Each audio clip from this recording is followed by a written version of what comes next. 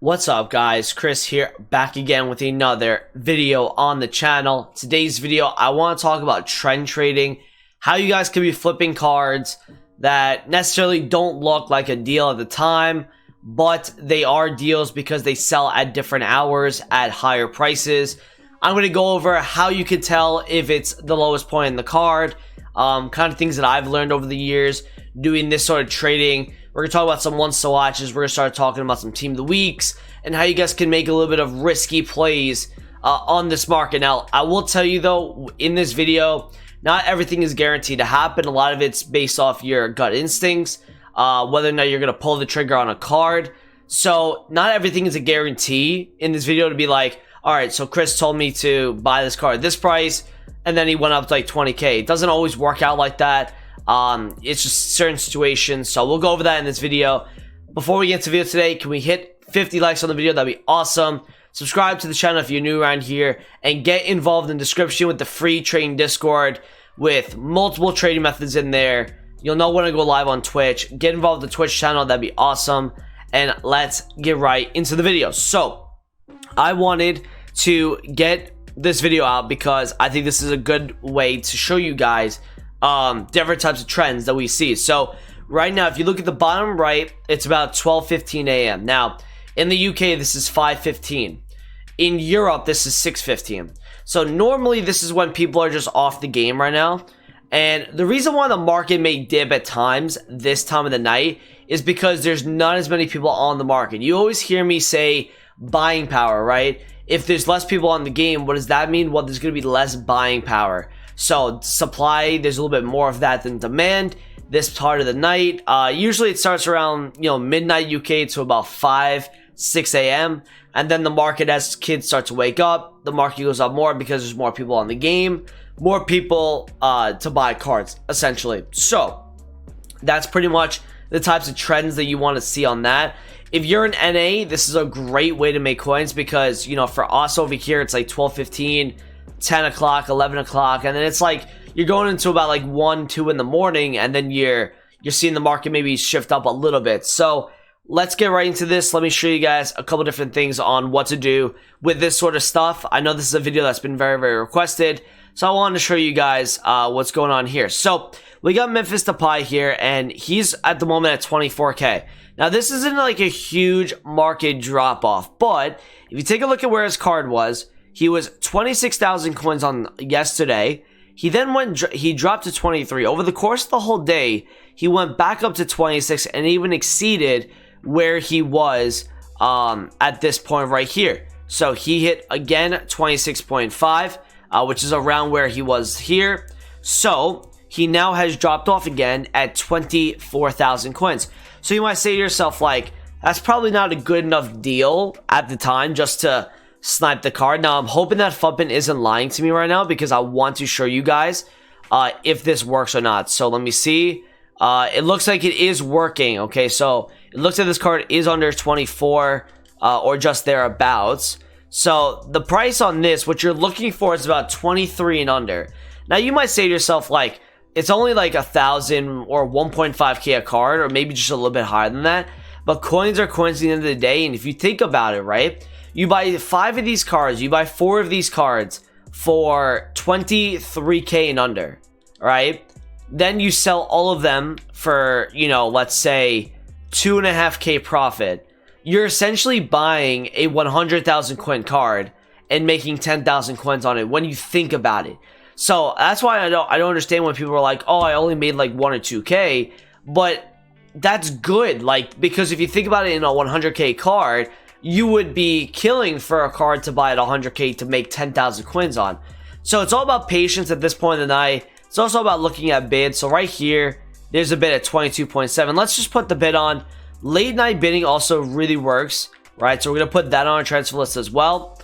And then we're going to go back to our transfer targets, and we're going to see if we can win this deal, because we know that Memphis Depay goes to 26.5K. Now, especially the way you guys can do this in a market that keeps rising, because the market's going to keep rising for meta players, you can buy a card at a little bit of a lower point late night and know that it's not only going to go to the price that we had seen today, it's going to go even higher than that. So it's going to probably go to 27 or maybe 27.5. So for me, what we do here is we try to find a 2 to 3% undercut, and then we try to list a couple percent higher than where the card is going for. So I'm not just going to list at 26. I'm going to list at like 27.5. Now for me, that's about 3.5K profits, something around that lines, which is good. That's a good profit for a card that you bought at 22.7. So that's pretty much like how we do this sort of method. There's a 23.5 that we can look at as well. This Memphis has 22.7 as well, so that was pretty good. That's unfortunate. I was going to get back on that card. This guy gets put up at 23.5. Now at 23, which is what we want. So we're going to buy that. And because we know that it's going to sell for 26.5 minimum or 27, this is what we want to do. So this is type of flipping that you guys can do late night. And it doesn't even matter how much you put into this. Like, this is something that you can put in at whatever amount of coins you want, pretty much, because you know that the card's going to go back up. And, you know, you're working with a low budget here as well. You're working with only like 27,000 coins. So you're working with like low tax. So in the event that these cards don't rise in price, you could still buy him and probably still profit, or at least take maybe like a few 100 coin tax loss. But for me, that's worth the while on this stuff. So if we want to look at like not only just the, you know, these type of players right here, you know, the popular players, a lot of the popular players right now are actually not low. They're not really low enough for us to really go and buy them right now. The market is quite high today, which is going to happen, right? Not every night this happens. I feel like a ton of people think that just because the market at this time is going to go, you know, maybe a little bit lower every single night, it doesn't just necessarily happen like that. So if we look at Fabinho here, he was 58,500 coins, okay? Yeah, he went to 58K. All of a sudden, he's down at 56. Now, that's not bad. Like, it's a 2K drop-off. It's not necessarily what we want, but we need to see if we can find an undercut. One of my favorite cards to do this with was Davies. Every night, he would go from, like, 57,000 coins, and he would always go back up to about 64. So it looks like there's a good amount of cards at, like, 56.5 and under. There is, which is good. So he's kind of getting on a low right here. All I need to do is find like a 53 right there, 50K. Right there alone, you see the potential in something like this. As the price gets lower, you're going to see cards get put up. So I probably would have bought that if I was a little bit quicker there. But I'm looking for a 53. I'm looking for a 52.5, right? And you just kind of you have to be patient at this time. You know, you're going to find a good buy, and also you have less competition at this time of the night anyway.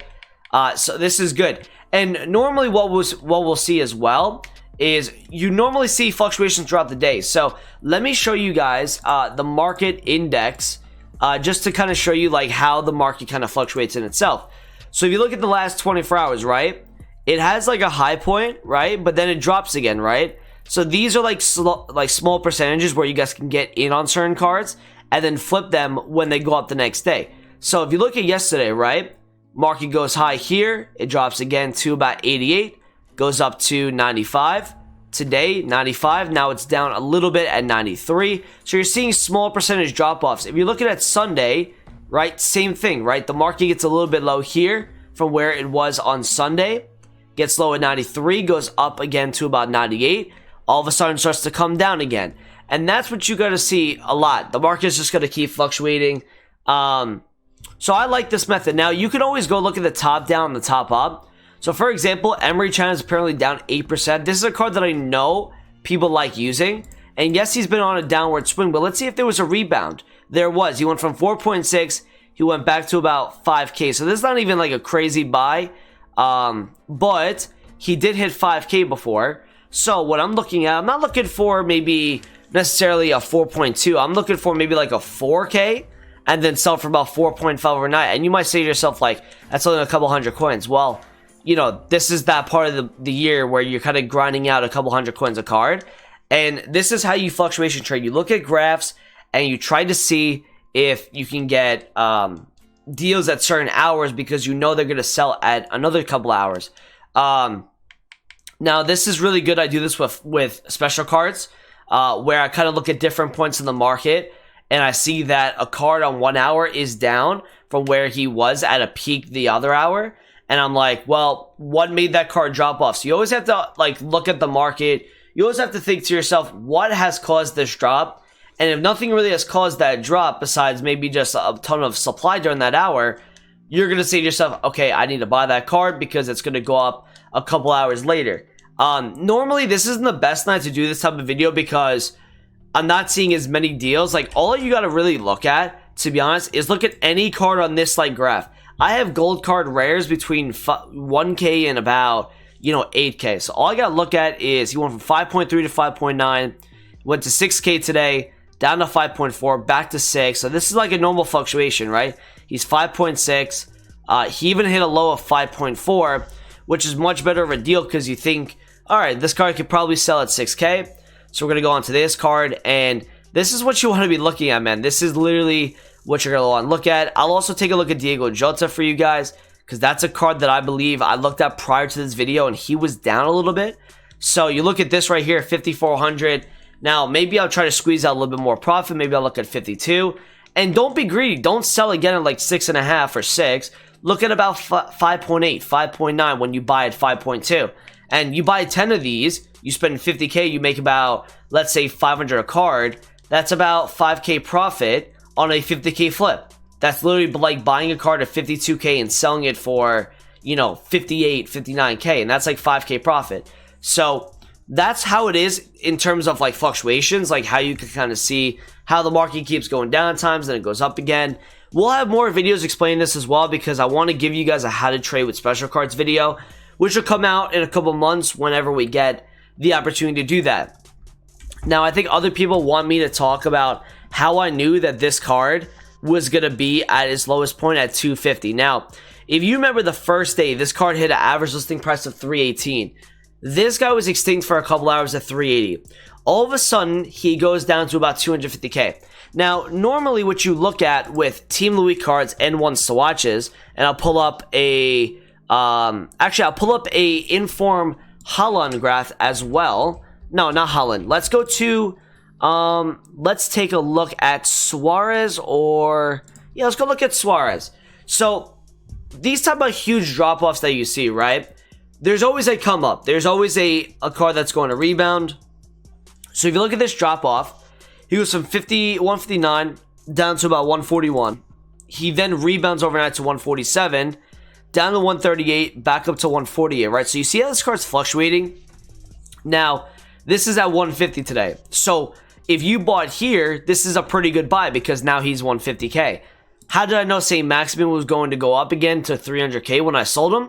Well, if you think about a 130K drop off in an hour, that's tough. You had people buying this card at 380, and all of a sudden his demand dropped to 130K. Even though it's a first day inform or not, that's still a huge drop off. So what me and my friend did was we bought the card at 250 because there was a floor for it. People were literally not letting this card go under 250. They were automatically slamming him for about 10 minutes. So we had a feeling that, you know what, we're going to kind of take a risk on it. And like I said, some of this stuff is risky, right? Maybe not some of the overnights as long as you see the market drop a little bit late night. And tonight in particular, we didn't really see much of a drop off because the market's high in general. But some of this stuff is risky. This is kind of like big balls plays that we do. So he was around 250 and nothing under 250 was literally, staying on the market for more than a second. Everyone was buying into that. So we had a feeling that once the supply started to dry up, like 2-3 hours time, I mean, this was about 9 p.m. UK when we bought, and, we ended up selling by like 10:30. Now, usually a trend on the market is the market usually goes up the most around 10 p.m. UK time.